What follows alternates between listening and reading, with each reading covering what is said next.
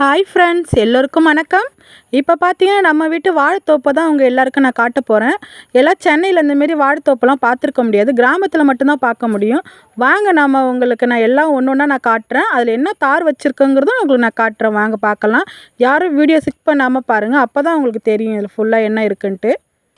இதே ஒரு வாழைத்தார் போட்டிருக்கு. இதோட பேர் என்னென்னு பார்த்தீங்கன்னா ரஸ்தாலின்னு சொல்லுவாங்க. இது சில பேருக்கு தெரியாது, கிராமத்தில் உள்ளவங்களுக்கு வேணால் தெரிஞ்சிருக்கும் இதோட பேர் என்னன்னு சொல்லிட்டு.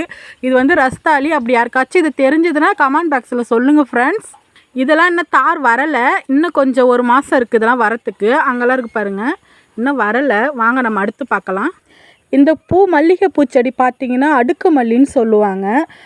அங்கெல்லாம் இந்தமாரி பார்க்க முடியாது. அங்கெல்லாம் இது கொடி கொடியாக போகும். இது அடுக்கு மல்லி.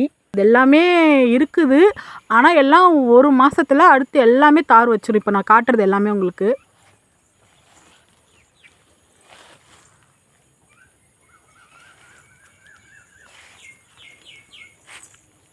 சூப்பராக இருக்குது பார்த்தீங்களா இந்த இடம்லாம்.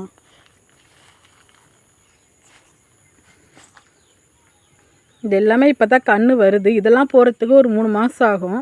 இதெல்லாம் இப்போ வராது. இந்த வாழைத்தாரோட பேர் என்னன்னு கேட்டிங்கன்னா பூவன்னு சொல்லுவாங்க. அது எல்லாருக்கும் தெரியாது, கிராமத்தில் உள்ளவங்களுக்கு மட்டும் தெரியும் பேர் எப்படி இருக்குது அப்படின்னு சொல்லிட்டு. இது பூவம் பழம் சூப்பராக இருக்கும். இது சுற்றி பார்த்திங்கன்னா எல்லாம் எங்கே பார்த்தாலும் வாழைத்தோப்பு தான். அங்கே பார்த்தீங்கன்னா அது செவ்வாழை இப்போ தான் வச்சுருக்கு. அது லைட்டாக காய் சின்னதாக இருக்குது, இன்னும் கொஞ்சம் பெருக்கும் காயெலாம். சென்னையிலாம் முருங்கைக்கீரை கிடைக்கிறதே ரொம்ப கஷ்டங்க. இங்கெல்லாம் கிராமத்துலலாம் எவ்வளோ வேணாலும் பறிச்சிக்கலாங்க. முருங்கைக்கீரைக்கெல்லாம் பஞ்சமே இருக்காது. எல்லார் வீட்லேயுமே தோட்டம் வச்சுருப்பாங்க, முருங்கை மரத்தோப்பு.